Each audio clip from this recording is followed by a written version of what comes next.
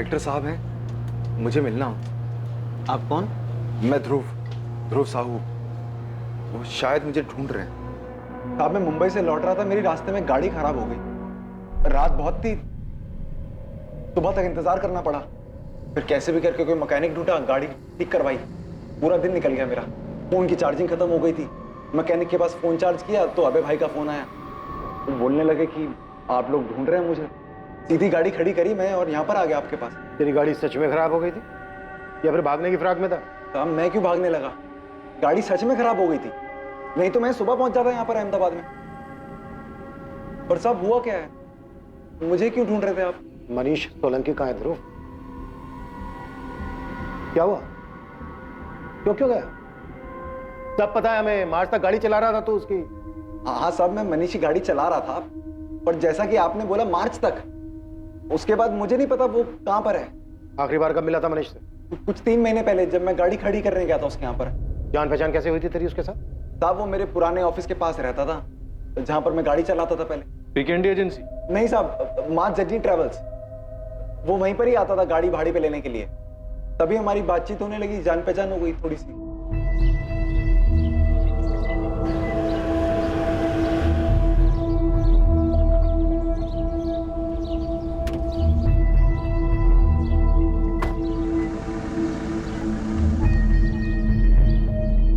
अच्छा, तो बस ऐसे ही आते जाते तेरी जान पहचान हो गई उसके साथ और उसने अपनी गाड़ी थमा दी तेरे हाथ में चलाने की? सिर्फ आते जाते नहीं साहब, दरअसल मनीष टैक्सी चलाने के बारे में काफी कुछ जानना चाहता था। बस उसी चक्कर में हमारी बहुत सारी बातें होने लगी। दिन का कितना कमा लेते हो? अपनी गाड़ी ने भाई, नौकरी करता हूँ, 15,000 बन जाता महीने का। यानी हर दिन का 500? हाँ। और मालिक कितना कमा लेता है इस टैक्सी से? मोटी रकम ही कमाता होगा भाई, पता नहीं कितने कमाता है। फिर भी कोई अंदाजा तो होगा? अभी यार 15,000 रुपए मुझे देता है वो, 20,000 पकड़ लो तुम पेट्रोल और मेंटेनेंस का। अब आदमी 35,000 रुपए खर्च कर रहा है तो 35-40 तो बचता ही होगा उसको ऊपर से। 40,000 का प्रॉफिट? हाँ भाई, इतना तो बनता ही होगा। इतनी गाड़ी खरीद के धंधे में लगाना क्या फायदा है ना? तुम क्यों पूछ रहे हो? नहीं, बस ऐसे ही। साहब उस दिन तो कुछ नहीं बताया उसे, पर कुछ दिन बाद फोन करके गैराज पे बुलाया।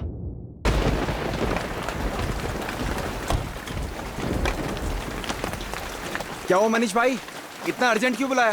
तेरे से इंपॉर्टेंट काम है। एक गाड़ी को जरा चला कर दे कि इसकी हालत ठीक है या नहीं। पर क्यों, गाड़ी किसकी है? अरे यार तू सवाल बहुत करता है। ये ले चाबी, चला सब बताता हूँ बाद में।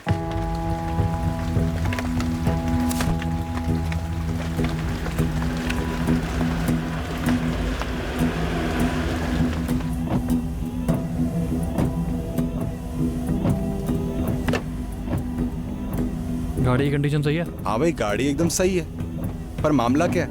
कुछ नहीं, गाड़ी को खरीद कर कैब कंपनी में लगाने की सोच रहा हूँ। क्या बोलता है, सही रहेगा? कैब? भाई कहाँ इन सब चक्करों में पड़ रहे हो आप? अरे चक्कर वक्कर कुछ नहीं है, सीधा बिजनेस है। गाड़ी ड्राइवर चलाएगा, मेरे कुछ पैसे बन जाएंगे। अब ये बता कि गाड़ी मेरी हुई तो क्या तू चलाएगा? तुझे कितने मिलते? 15? मैं 18,000 दूंगा। हाँ चलाएंगे ना भाई, बिल्कुल। साहब मनीष लड़का अच्छा था, पैसे अच्छे दे रहा था। अब मैं भला क्यों मना करने लगा? उसने गाड़ी खरीद ली, मैंने गाड़ी चलानी शुरू कर दी उसकी। मनीष लड़का अच्छा था, पैसे भी अच्छे दे रहा था, तो फिर 3 महीने पहले तूने उसकी गाड़ी चलानी बंद क्यों की? साहब मनीष को धंधे की असलियत दिखाई दे गई थी। धंधा उसे जितना आसान लग रहा था उतना था नहीं, ऊपर से गाड़ी का खर्चा अलग। इस महीने भी सिर्फ 45,000 हुआ है। 18,000 तेरी सैलरी, 20,000 गाड़ी का खर्चा निकालने के बाद भी सिर्फ 7,000 बचते हैं। तूने तो कहा था 40,000 बचते हैं, और पिछले 2 महीने से ये हाल है बस। तो भाई मैंने अपने मालिक के लिए बोला था ना, वो 10 गाड़ियां उसके पास, एक खराब होती है दूसरी चलती है, एक का दूसरा पूरा कर देती है, उसका बच जाता है। ये तूने पहले क्यों नहीं बताया? अरे तो तुमने पूछा ही नहीं पहले, और मैंने बोला तो था मत पड़ो उन सब चक्कर में, फालतू की सरदर्दी है।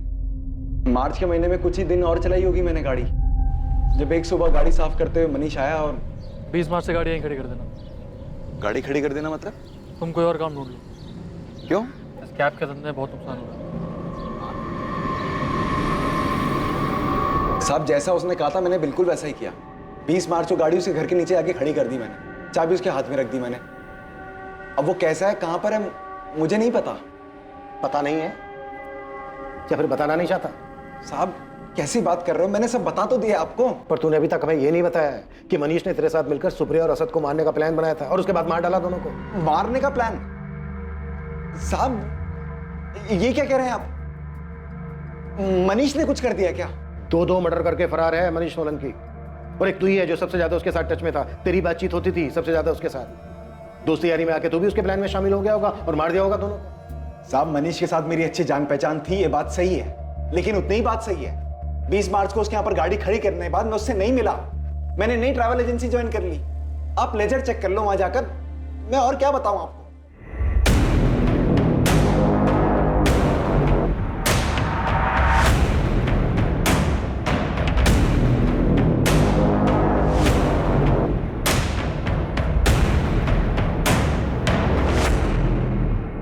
ये केस दिन पे दिन घूमते जा रहा है, इसका कोई एंड ही समझ नहीं आ रहा। सर अभी तक तो ऐसा लग रहा था कि सब कुछ मनीष का किया था।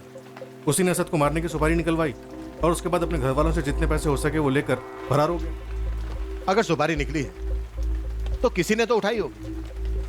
हम ऐसी थ्योरीज पे काम नहीं कर सकते, पुख्ता चाहिए हमें। सिंह, सोनू और बाकी खबरियों को बोलो कि मुझे जल्द से जल्द सुपारी उठाने वाले का नाम चाहिए।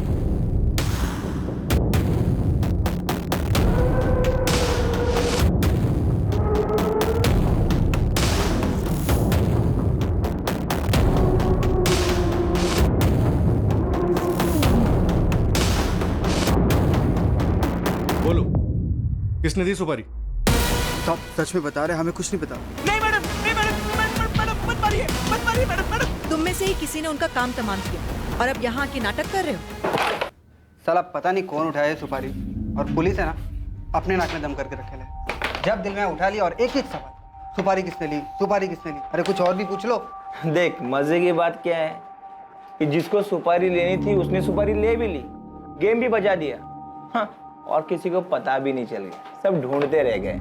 साले तू तो ऐसा बोला जैसे तेरे को सब मालूम है। हाँ देख अब हवा में बात नहीं करता, सुपारी राजू रंगीला ने उठाई थी। देख तू मुंह बंद रखना, अगर उसको पता चल गया ना तो तेरी निकाल देगा वो 100-200 में सुपारी। हाँ सोनू बोल, नाम मिला? नाम भी मिला और पता भी। साहब लगता है इस बार अपना काम हो जाएगा। जल्दी बोल।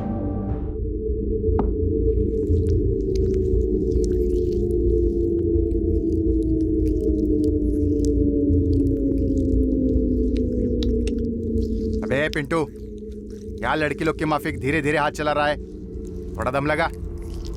खाना वाना खाया कि नहीं तूने? अबे रुक क्यों गया? सांप सूंघ गया क्या तेरे को? ए रंगीले, पिंटू को छोड़, चल हमारे साथ जेल में, तेरी मालिश का इंतजाम करके रखा है। सब बात क्या हुआ?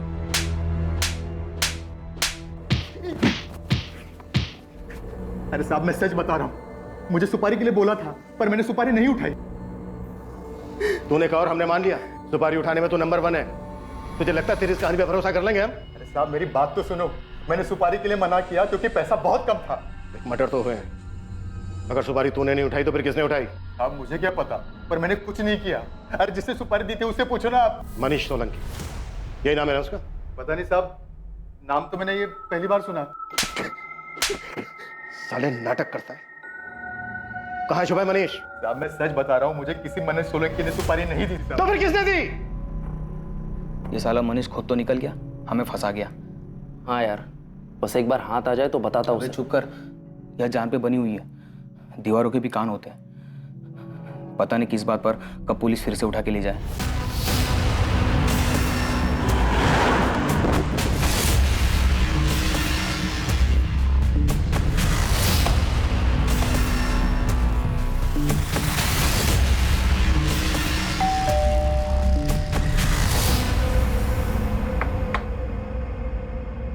इतने दिनों से ड्रामा कर रहे थे हमारे सामने, अब बताओ अकेले किया?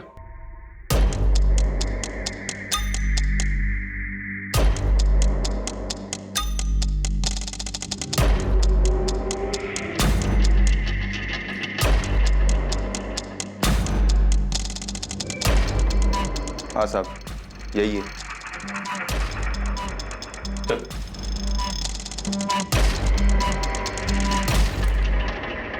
चल अब बोलना शुरू कर दे। अगर तेरे इस ड्रामे की वजह से मेरा सर घूम गया ना तो बेटा बोलने के लायक नहीं बचेगा तू। सुप्रिया ने हमारे परिवार की नाक काटने की ठान ली थी, इसलिए उसे मारने के अलावा मेरे पास और कोई चारा नहीं था। और उसका जुर्म यह था कि उसका एक लड़के के साथ अफेयर था। किसी दूसरे धर्म के लड़के के साथ अफेयर था, इसलिए मरवा दिया दोनों को। चल बैठ। अब बता क्या क्या हुआ था डिटेल में, सब कुछ। छुट्टियों में सुप्रिया राजकोट आई हुई थी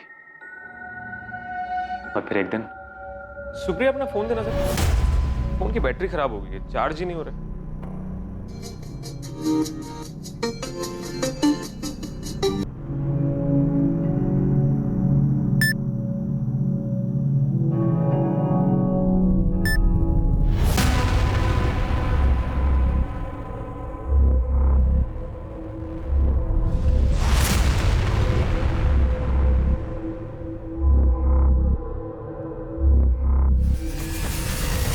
अगर मेरा बस चलता तो मैं उसी वक्त असद की जान ले लेता, लेकिन इन सब में वो अकेला नहीं था, सुप्रिया भी उसके साथ थी।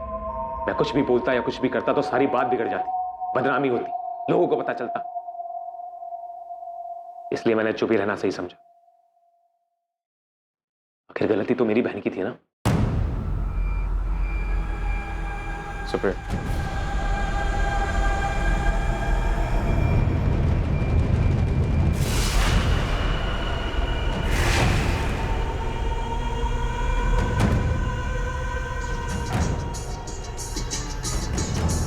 मैंने किसी को कुछ नहीं बताया और अगले दिन काम का बहाना बना के मैं अहमदाबाद आया और असद के बारे में पता करने लगा। असद का रूटीन पता करने के बाद उसे सिर्फ मारना बाकी था। इसके लिए मुझे ऐसे आदमी की जरूरत थी जो एक काम धंधे की तरह करता हो। राजू रंगीला कैसे पहुंचा उस तक? मैं अक्सर ऊपर की कमाई करने के लिए बैटिंग किया करता था और राजू रंगीला के जरिए मैंने अक्सर कई बार बैटिंग की थी। वहीं से उसे जानने लगा और उसके काम को भी। और असद को मारने के लिए मुझे राजू रंगीला से बेहतर आदमी नहीं मिल सकता था, इसलिए उसे कांटेक्ट किया। 1 लाख लगेगा, लास्ट तक किसी को नहीं मिलेगी। भाई मेरे पास सिर्फ 50,000 रुपए। ए, क्या मच्छी मार्केट आया जो मोल भाव कर रहा है? 1 लाख मतलब 1 लाख, उससे नीचे 1 रुपया नहीं। करना है तो बोल, वरना निकल यहाँ से। राजू को देने के लिए 1 लाख रुपए नहीं थे मेरे पास, लेकिन मैं इस काम को ज्यादा देर तक टाल भी नहीं सकता था, इसलिए मैंने खुद असद को मारने का प्लान बनाया। असद को मारने के लिए मैंने एक देसी कट्टा खरीदा। असद को मारने का प्लान तो मैंने बना लिया था, लेकिन उसे अंजाम देने के लिए सही समय मुझे नहीं मिल रहा था। और उधर सुप्रिया की छुट्टियां भी खत्म हो रही थी और मैं दोबारा सुप्रिया को असद से मिलने नहीं दे सकता था। ये सुप्रिया जब अहमदाबाद जाने के लिए निकली तो मैं भी राजकोट से अहमदाबाद के लिए निकल गया। मैं उसकी बस के पीछे ही था। मैंने उसी दिन असद को मारने की ठान ली थी, पर कुछ और ही हुआ। जब मैंने सुप्रिया को अहमदाबाद पहुंचने से पहले ही बीच रास्ते में उतरते हुए देखा, मुझे पहले तो कुछ समझ नहीं आया, पर फिर मेरी नज़र असद पर पड़ी, जो कि शायद उसे लेने आया था। और सुप्रिया असद के साथ हाईवे से अंदर जंगल की तरफ चली गई। मैं भी गाड़ी साइड में लगा के उनके पीछे गया, जहां वो दोनों क्या वो दोनों? जरा से भी शर्म नहीं बची थी उन दोनों में। वो दोनों जंगल में ही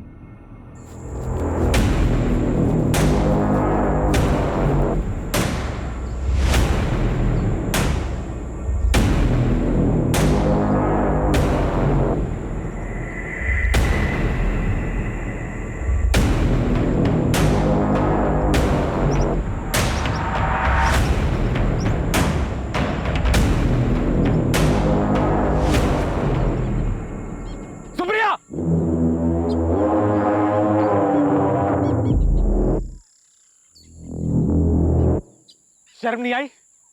अरे शर्म नहीं आई ये सब करते हुए?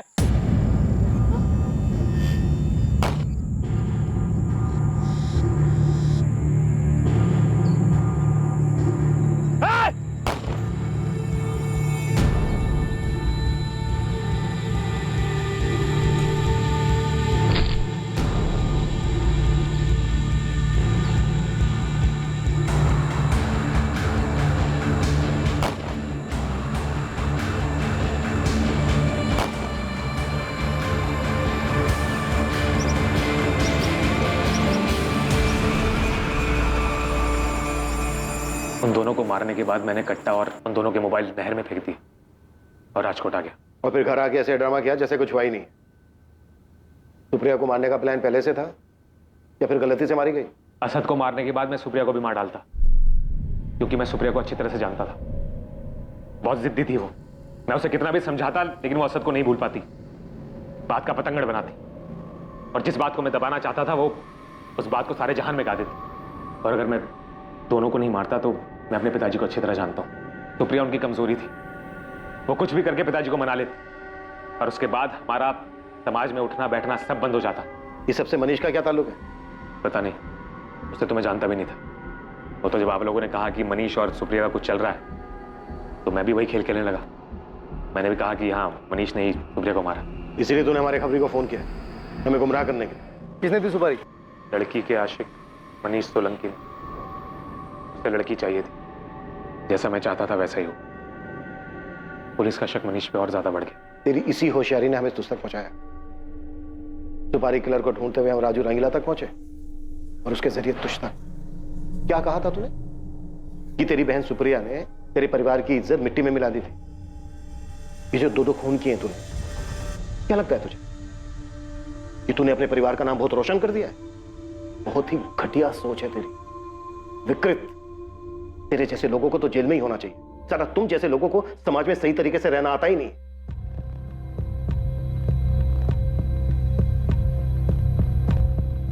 जहां मनीष को सस्पेक्ट मानकर पुलिस सुप्रिया और असद की मर्डर मिस्ट्री की गुत्थी सॉल्व करने में जुटी थी, वहीं जब सच्चाई सामने आई तो इससे कहीं अलग और चौंकाने वाली बात थी। तो सवाल यह उठता था कि आखिर मनीष है कहां? अगर मनीष का सुप्रिया और असद के मर्डर से कोई ताल्लुक नहीं है तो फिर किस चीज से भाग रहा है वो? उसका 10 लाख रुपए मांगना, झूठ बोलना, अलग अलग एटीएम से पैसे निकालना, आखिर किस कांड में फंसा हुआ है वो?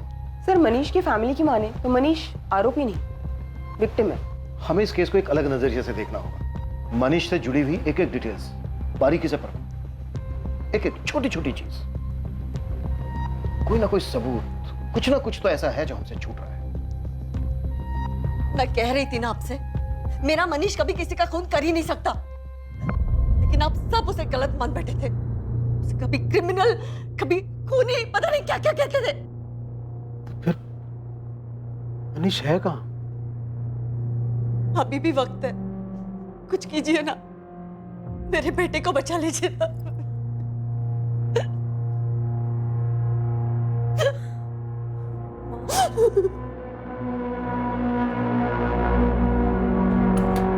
सर, 4 जून की शाम तक मनीष का फोन लोकेशन उसका रूम में था और उसके बाद उसका फोन यहाँ भोपाल में दिखा, जहाँ वो देर रात तक ऑन रहा, जहाँ से उसने अपने माँ बाप, अपनी दीदी, जीजा, अपने दोनों दोस्त सलील और वैभव, इन सबको कॉल्स किए। और सुबह तकरीबन 4 बजे उसका फोन स्विच ऑफ हो जाता है और फिर उसके अगले 2 दिन यानी 5 और 6 जून को उसका फोन ऑन ऑफ होता रहता है। सर, यही तो अजीब बात है। 4 से 6 जून के बीच फोन की लोकेशन भोपाल ही थी। वो कहीं पर भी गया हो, आता तो यहीं पर आता।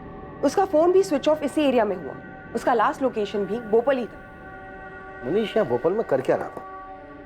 मनीष के माँ बाप और उसके दोस्तों का तो यही कहना है कि इस एरिया में उसकी जान पहचान का कोई नहीं था। सर, एक और अजीब बात। क्या? जिन 4 एटीएम से पैसे निकाले गए थे, यानी 5 जून को ओधव और कालूपुर और 6 जून को चांदखेड़ा और जुहापुरा, और हर दिन start and end point Bhopal ही है।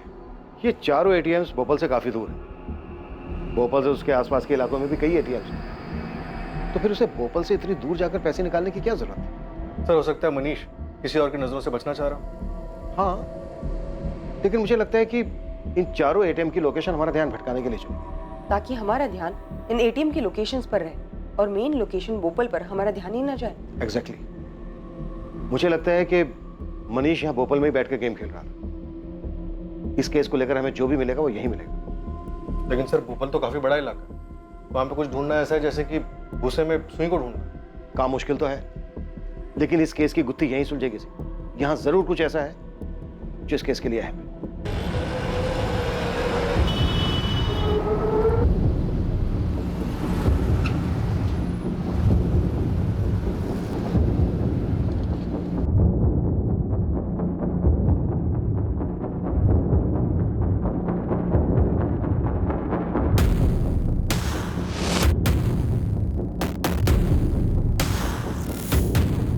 पुलिस बड़े स्तर पर मनीष की खोज में लगी हुई थी, मगर पुलिस के हाथ अब भी खाली ही थे। कई कोशिशों के बाद भी पुलिस को मनीष के बारे में कुछ पता नहीं चल रहा था, लेकिन इन कोशिशों ने शांत पड़े तालाब के पानी में एक हलचल पैदा की थी, और यही हलचल पुलिस को इस केस के किनारे तक ले जाने वाली थी।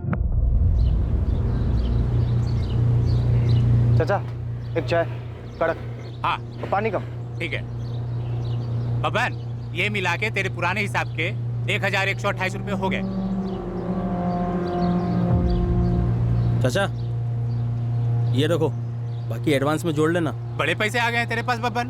कोई लॉटरी वोटरी लगी है क्या? लॉटरी मेरी नहीं, विकास की लगी है, उसी से उधार लिया है। उस फुक्कड़ विकास की लॉटरी लगी है? कहाँ चला गया वो? पिछले 2 हफ्तों से मुंबई गया। फैक्ट्री का काम का छोड़ दिया क्या? वो सब तो पता नहीं, पर हाँ उसके हाथ में गहरी चोट लगी है, मजबूरन छुट्टी देनी पड़ी मालिक को। उस फटीचर विकास की तो नसीब ही खुल गई, लॉटरी भी लग गई और छुट्टी भी मिल गई। साहब यही भोपाल इलाके में रहता है, मैंने पता किया। कल तक तो उसको खाने के लाले थे, अब आज काम धंधा छोड़कर मुंबई में घूम रहा है विकास। और उसके इलाके में लोग बता रहे हैं कि एक महंगा वाला टीवी भी लिया। उसकी औकात नहीं है साहब ये सब करने की। भोपाल में एक फैक्ट्री में काम करता है, वहाँ पता किया तो पता चला कि काम पर ही नहीं आ रहे। कुछ चोट वोट लगी उसको 4-5 तारीख के आसपास। इस विकास का मनीष से क्या कनेक्शन है? ये तो पता नहीं है सर। मनीष गायब हुआ 4 तारीख को, और उसी के आसपास है विकास भी बाहर, ऊपर से लॉटरी भी लगी। अंधेरे में तीर है साहब। अभी आप देख लो कि ये तीर आपके निशाने पर है या नहीं। इस विकास का नंबर दे मुझे। सर, विकास का फोन फिलहाल अनरीचेबल है, लेकिन उसका फोन लोकेशन रिकॉर्ड एक इंटरेस्टिंग कहानी बता रहा है। सर, विकास का फोन 4 से 6 जून के बीच भोपाल में था। इतना ही नहीं सर, जब मनीष का फोन लोकेशन ओधव, जुआपुरा, कालूपुरा और चांदखेड़ा के एटीएम के पास था, इस विकास का भी सेम था, ठीक उस टाइम पर जब एटीएम से पैसे निकाले गए। इसका मतलब यह भी हो सकता है कि मनीष की जगह पर विकास गया वो पैसे निकालने एटीएम से, या फिर ये विकास भी मनीष के साथ हो। सर, खबरी राजन के हिसाब से इस विकास की कदकाठी मनीष से काफी मिलती, लेकिन सर हमारे काम की बात ये नंबर, इस नंबर पे विकास रेगुलर टच में था। ये बहुत शातिर समझता है अपने आप। ये शुरू से ही मनीष के करीब था, अब मनीष तक हमें यही पहुंचाएगा। उठा गिलास साले को।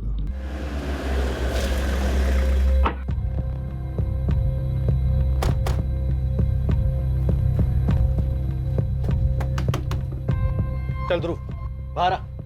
चल चल चल। साहब क्या हुआ? अरे चल ना, ड्राइवर बन के बहुत घुमाया तूने, अब मंजिल तक पहुंचाने का काम भी तेरा ही है। चल। देख, झूठ बोलने की या कहानी बनाने की जरूरत नहीं है। ये खेल तूने और विकास ने साथ में मिलकर खेला है, ये तुम दोनों के कॉल रिकॉर्ड से पता चल गया है हमें। एटीएम से पैसे विकास ने निकाले थे, ये भी पता है हमें। अब तो ये पता है मनीष कहाँ है और वो छिपा हुआ क्यों है। बता रहा हूँ साहब, मैं गुजरात में पैसे कमाने आया था यूपी से। मेरे को अपनी टैक्सी खरीदनी थी, कारोबार जमाना था मेरे को यहाँ पर, और ड्राइविंग करके गुजारा हो नहीं पा रहा था। मैं बहुत ही ज्यादा परेशान हो गया था। जब मनीष से मिला और कुछ दिनों बाद उसने गाड़ी खरीद ली, मैं गाड़ी चलाने लगा। मुझे पता था साहब इसको धंधे के बारे में ज्यादा पता नहीं है, तो मैं धंधे में थोड़ा हेर फेर करने लगा। कभी गाड़ी की मरम्मत के बहाने, कभी उसका डीजल बेचकर मैं हेर फेर करने लगा पैसों का। मेरे को लगा मनीष को पता नहीं चलेगा, पर 1-2 महीने बाद उसे सब पता चल गया, और फिर उसने नौकरी से निकाल दिया मेरे को। ध्रुव, 20 मार्च से गाड़ी यहीं खड़ी कर देना। गाड़ी खड़ी कर देना मतलब? तुम कोई और काम ढूंढ लो। सब पैसे की बहुत जरूरत थी मेरे को, और मनीष ही दे सकता था मेरे को पैसे। मेरे को लगा इसके पास पैसे हैं, फिर मैंने उसका किडनैपिंग करके फिरौती मांगने का प्लान बनाया। मैं अकेला ना कर पाता ये काम, तो मैंने विकास को पूछा, उसको भी पैसे की जरूरत थी। कितना मांगेंगे? 10 लाख रुपए। इतने मिल जाएंगे? मिल तो जानी चाहिए, मोटी पार्टी है। तो कब करना है? जितनी जल्दी हो सके उतना जल्दी। सब मनीष ने नौकरी से जरूर निकाल दिया था मेरे को, पर आते जाते मेरी मुलाकात होती रहती थी उससे, तो किडनैप करना कोई बड़ी बात नहीं थी मेरे लिए। बस झांसा देना था कैसे भी करके। अरे चलो ना तुम भी, बर्थडे दोस्त का, पार्टी वार्टी करेंगे। तेरे दोस्त को मैं थोड़ी जानता हूँ, मैं क्या करूंगा वहां आगे? अरे तो बैठोगे ना यहाँ पर, वहां चल के बैठ लेना। मैं विकास की बर्थडे पार्टी का बहाना बनाकर मनीष को भोपाल ले आया विकास के घर पर। कैसी लगी पार्टी? भाई बर्थडे में तो मजा आ गया। मेरा हो गया। अरे ले लो। बस बस।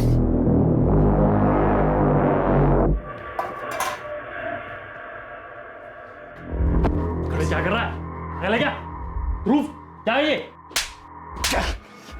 घर फोन कर अपने, 10 लाख मंगा चल। किस बात के 10 लाख? कितने हो गया तू तब आजाद होगा तब 10 लाख रुपए हमें मिलेंगे। क्या बकवास कर रहे हो तुम लोग? बकवास नहीं कर रहा, पैसे मांग रहा हूँ। घर पे फोन कर 10 लाख मंगा और बोला किडनैपिंग हुई है। अरे पूरे का पूरा अंदर घुसेड़ दूंगा, समझा क्या? हाथ छोड़ का ले। अरे फोन कर घर पे, चल पैसे मंगा। मनीष को काबू करने के बाद हमने मनीष के घर वालों को फोन लगवाया उससे। अर्जेंट काम है, वो 10 लाख रुपए चाहिए मुझे। मगर भिखारी निकले सबके सब, सालों के पास पैसे ही नहीं थे। उसके जीजा से कैसे भी करके 1,30,000 रुपए का जुगाड़ हो पाया, जो उसने मनीष के अकाउंट में अगले दिन डाले। और मनीष के अकाउंट में पहले से ही थे कुछ 20,000 रुपए। तो कुल मिलाकर हमारे पास कुछ 1.5 लाख रुपए बन रहा था। हमने सोचा कि जो मिल रहा ले लेते हैं उससे, नहीं तो इतनी मेहनत की है वो भी बर्बाद जाएगी। और इसकी जीजा ने पैसे भेज दी। ले सी गाड़ी की चाबी, ले एटीएम निकाल लेना पैसे। हाँ सुन, फोन पे ले जा और ये हुडी पहन के जाना इसकी। वो एटीएम के कैमरे में शक्ल नहीं दिखनी चाहिए, इसे मुंह झुका कर पैसे निकालना। पैसे लेने के बाद मनीष का क्या किया तूने? कहाँ है वो? पैसे लेने के बाद मनीष का क्या किया तूने? कहाँ है वो?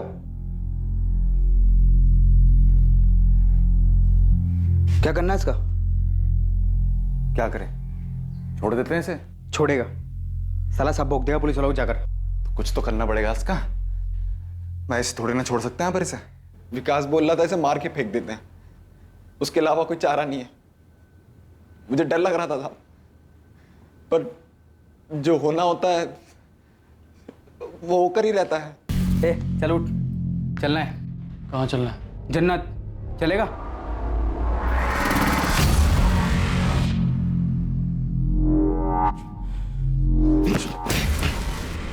साले, मेरे साथ धोखा किया तुम लोगों ने। चाकू फेंक। अब तुम्हें पता लगा किससे पंगा लिया तूने। मनीष भाई चाकू फेंक दो, लग जाएगा, हम तो छोड़ने वाले थे तुमको भी। झूठ मत बोल कमीने, झूठ मत बोल।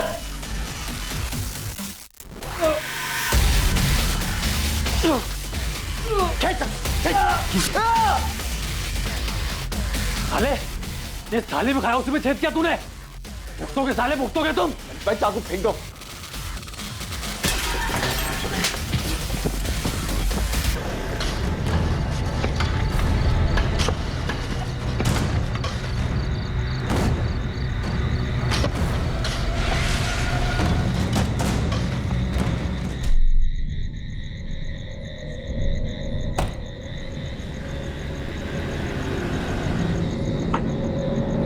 मनीष की कार को एक सुनसान जगह पर पार्क करके निकल गए। मनीष से जो 1.5 लाख रुपए मिले वो हमने आपस में बांट लिए। अगर मेरे को पता होता ना साहब कि मनीष के पास पैसा नहीं है, मैं कभी नहीं करता साहब। ये सच बता रहा हूं साहब, गलती से हो गया। तेरे इस लालच की वजह से एक नौजवान लड़के की जान चली गई, और वो भी उसकी जिसने नौकरी दी थी तुझे, भरोसा करता था तुझ पर। और तू ये गलतफहमी का नाटक कर रहा है। अगर मनीष की जगह कोई और होता ना, उसके साथ भी तू यही करता, क्योंकि तेरी फितरत में ही धोखा है। तेरे जैसे लोगों की वजह से लोगों का इंसानियत में से भरोसा उठ गया है।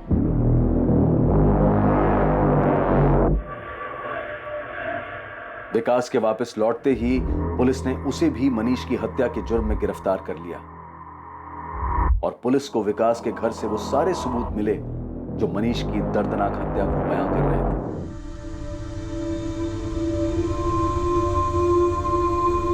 जहां एक तरफ मनीष के परिवार वालों को यह स्वीकार करने में बहुत मुश्किल हो रही थी कि किसी और के लालच के अंधेपन की वजह से उनके बेटे की हत्या कर दी गई थी, वहीं किशोर को यह यकीन ही नहीं हो पा रहा था कि उनके अपने बेटे सतीश के अंदर भरे जहर की वजह से उनकी बेटी सुप्रिया उनसे दूर हो गई थी। और तीसरी ओर सतीश की दकियानूसी सोच के कारण असद के परिवार ने अपनी इकलौती उम्मीद, अपना बेटा खो दिया था। सतीश को धारा 302 के तहत असद और सुप्रिया की हत्या के इल्जाम में गिरफ्तार किया गया, और मनीष की किडनैपिंग और हत्या के जुर्म में ध्रुव और विकास पर भी कार्यवाही की गई। यह केस जो कॉलेज जाने वाले एक साधारण से लड़के मनीष सोलंकी की मिसिंग रिपोर्ट से शुरू हुआ था, अंत तक कई घटिया इरादों और जुर्म का पर्दाफाश कर चुका था। सतीश की रूढ़िवादी सोच के कारण सुप्रिया और असद की प्रेम कहानी को एक दर्दनाक अंत मिला, और वहीं दूसरी ओर ध्रुव के लालच के कारण मनीष जैसा होनहार युवक अपनी जान गंवा बैठा। जहां एक तरफ धर्म के नाम पर भेदभाव की वजह से 2 मासूमों की जिंदगी खत्म हो गई, वहीं दूसरी तरफ किसी की लोभ और मक्कारी की वजह से एक परिवार ने अपना बेटा खो दिया। सतीश और सुप्रिया के बीच जो हुआ वो हमारे समाज की एक घिनौनी सच्चाई है, लेकिन ध्रुव ने जो मनीष के साथ किया, दुर्भाग्यवश वो भी समाज की सच्चाई ही है। ध्रुव ने मनीष के सीधे सरल स्वभाव और उसके भरोसे का फायदा उठाकर उसे एक घातक धोखा दिया था। मानव जाति शुरुआत से ही सामाजिक प्रवृत्ति की रही है, और अगर ऐसे में समाज को जोड़कर रखने वाला तत्व भरोसा ही मिट जाए तो भविष्य में विनाश निश्चित है। इसीलिए ऐसी स्थिति में यह बहुत जरूरी है कि हम सभी अपने अंदर झांक कर देखें और बेहतर इंसान बनने की कोशिश करें। अब मैं अनूप सोनी आपसे विदा लेता हूं, फिर मुलाकात होगी कल रात 11 बजे एक और नए केस के साथ। और याद रखें, क्राइम और आपके बीच में सिर्फ इतना फर्क है कि आप कितने सतर्क हैं। सतर्क रहें, सुरक्षित रहें। जय हिंद। सर, कहाँ हम इसे शहर के बाहर ढूंढ रहे थे और ये यहाँ कनौजी नगर में खड़ी थी। हाँ, लेकिन इसके मिलने से एक और सवाल खड़ा हो गया। क्या सर? गाड़ी का नंबर प्लेट येलो है। हाँ सर, इस कार को पता और टैक्सी यूज किया जा रहा था, क्योंकि अगर चेंज करना ही था तो पूरा नंबर प्लेट चेंज करते या कार का कलर चेंज करते, ताकि टैक्सी पहचान में ना आए। लेकिन विनोद ने जो गाड़ी के पेपर्स दिखाए थे उसमें कमर्शियल यूज के बारे में कुछ नहीं लिखा था कि गाड़ी प्राइवेट है। सर, कहीं ऐसा तो नहीं कि गैरेज ओनर विनोद हमें घुमाने के लिए कोई कहानी बना रहा हो? ट्रांसफर सिर्फ एक बहाना हो, असल डील किसी और ही बात की हुई हो। पर चलेगी ना? एन मौके पे धोखा तो नहीं देगी? अरे चलेगी, एकदम धाई से चलेगी। एक काम करो, आरटीओ से क्रॉस चेक करो कि गाड़ी का रजिस्ट्रेशन क्या था, और अगर सही निकले तो शहर में जितनी भी कैब कंपनीज हैं सबके साथ चेक करो कि ये गाड़ी किस कंपनी के साथ रजिस्टर्ड थी। सर, आरटीओ ऑफिस से पता चला है कि गाड़ी का ट्रांसफर कमर्शियल यूज के लिए करवाया गया था, परमिट लीगल है। एक प्राइवेट कैब कंपनी है राइट कैब्स, मनीष की कार वहीं पर रजिस्टर्ड थी। मैंने सारी डिटेल्स रागिनी को दे दी।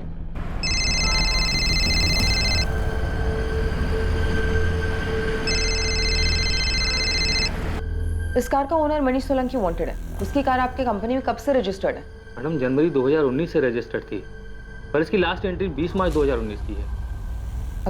मतलब कि इस गाड़ी का अकाउंट 20 मार्च 2019 के बाद लॉगिन नहीं हुआ, यानी कि इस गाड़ी ने 20 मार्च 2019 के बाद कोई सवारी नहीं उठाई मैम। अच्छा, और इस कैब का रजिस्टर्ड ड्राइवर कौन था? एक मिनट मैम, ध्रुव Sahu.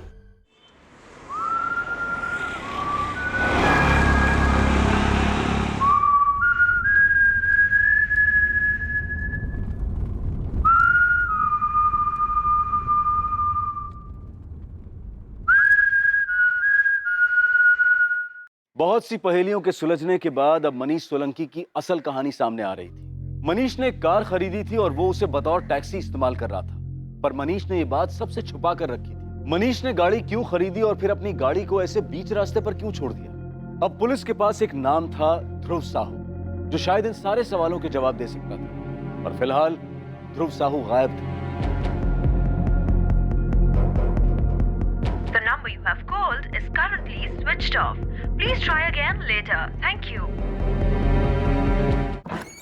Sir, right cab company से पता चला है कि मनीष की कार कोई ध्रुव साहू नाम का ड्राइवर चला रहा था।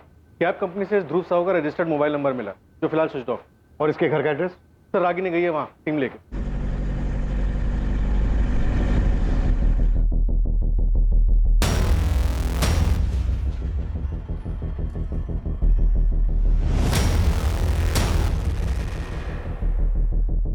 क्या सोनू, कोई खबर लाया या फ्री की चाय पीने आया? क्या साहब, अब भी, पर इस बार ऐसी खबर लाया हो कि आप खुद चाय के लिए पूछोगे। फिर इस ध्रुव का नंबर भी ट्रैकिंग पे डाल दिया, जैसे ऑन होगा वैसे इसकी लोकेशन पता चल जाएगी। सलाम साहब, साहब गर्म खबर है, मुझे डबल मर्डर की सुपारी थी ना, उसके बारे में पता चल गया।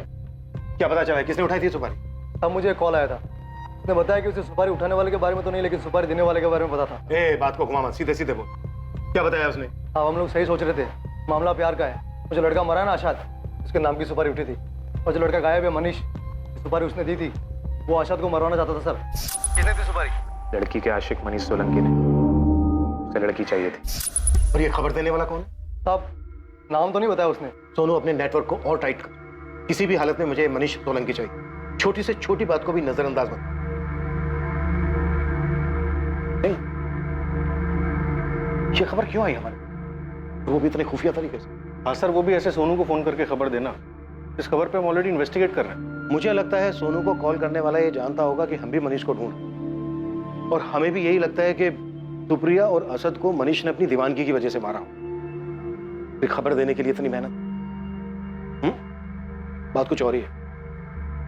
हमें सिर्फ गुमराह किया जा रहा है, या ऑलरेडी हम किसी गलत रास्ते पर चल रहे हैं और कॉल करने वाला यही चाहता है कि हम इस रास्ते से हटे नहीं, हम बस इसी थ्योरी के इर्द गिर्द घूमते हैं। असल बात जो है वो हमारे जहन में ही ना है।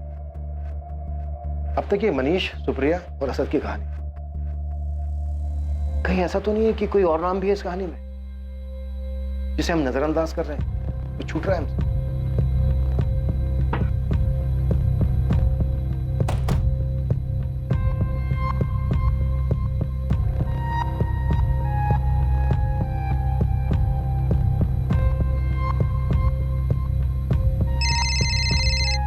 हाँ रागिनी, सर, इस ध्रुव के घर पे तो ताला लगा हुआ है। लगता है उससे पुलिस आने की खबर मिल गई होगी। कल रात तक तो उसका फोन चालू था, लेकिन आज सुबह से बंद है।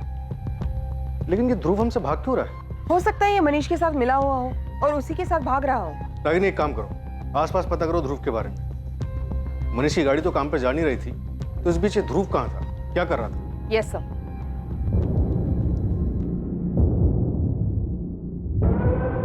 ध्रुव साहू को जानते हो, तुम्हारा पड़ोसी? जी मैडम, क्या हुआ? इस वक्त कहाँ मिलेगा, कुछ पता है? मैडम इस वक्त तो वो काम पर होगा। कहाँ काम करता है? ध्रुव ड्राइवर है, पास में पीके एंटी ट्रेवल एजेंसी है, तो उनके लिए गाड़ी चलाता है। ध्रुव साहू कहाँ मिलेगा? ध्रुव? क्यों, क्या हुआ मैडम? उसने कुछ किया है क्या? यही तो पता करना है। ध्रुव कहाँ है? जी, परसों रात को एक सवारी को लेकर मुंबई गया था। वैसे तो आज सुबह तक उसे वापस आ जाना चाहिए था, पर जब मैंने उसे फोन किया तो उसका फोन ऑफ था। मुझे लगा थोड़ी देर में आ जाएगा। उसके जाने के बाद कोई कांटेक्ट, कोई फोन वगैरह? नहीं मैडम, सवारी को छोड़ने के बाद उसने कल सुबह मुझे फोन करके बताया था। उसके बाद से कोई बात नहीं हुई और मेरे भी दिमाग से निकल गया। पर मैडम, आप लोग उसे ढूंढ क्यों रहे हो? ध्रुव परसों रात मुंबई के लिए निकला था, उसके बाद उसका कुछ भी पता नहीं। वो टूर्स एंड ट्रैवल्स के ओनर अभय ने ध्रुव से आखिरी बार बात कल सुबह की थी। इसकी कॉल डिटेल्स रिपोर्ट क्या कहती है? सर, ध्रुव की लास्ट लोकेशन मुंबई में जोगेश्वरी एरिया थी, दोपहर 12 बजे तक। उसके बाद उसका फोन स्विच ऑफ है। अगर ध्रुव अपने क्लाइंट को लेकर मुंबई गया था तो इसका मतलब साफ है कि मनीष ध्रुव के साथ तो नहीं है। लेकिन अभी तक मनीष और टैक्सी के बीच का मिसिंग लिंक ये ध्रुव ही है। इस ध्रुव का हमारे लिए मिलना बहुत जरूरी है। ध्रुव के घर के बाहर एक कांस्टेबल तैनात है। पीकेएनडी ट्रैवल्स की दुकान पर भी निगरानी रखी है और उसका फोन तो ट्रैकिंग पर है ही। सर, ध्रुव के वापस आते हमें पता चल जाएगा।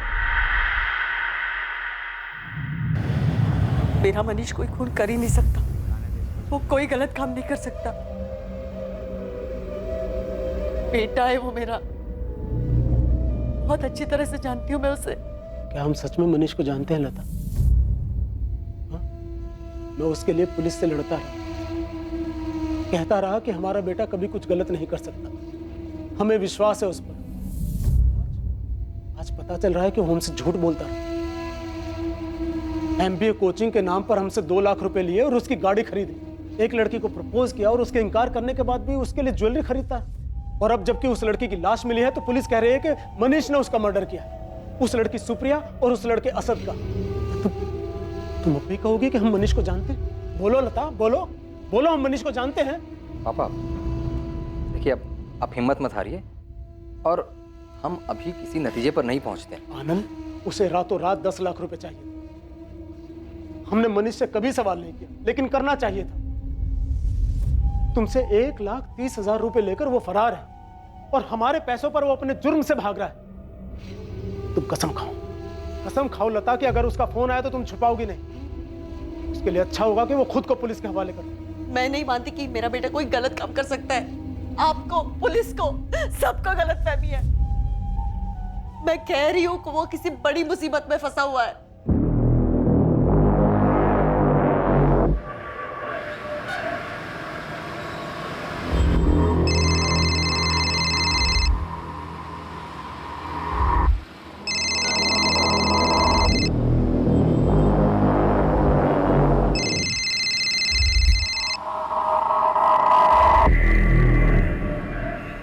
हेलो, हाँ फोन बंद था, चार्ज किया तो ऑन किया अभी। पुलिस? हाँ, अहमदाबाद के बाहर ही हूँ।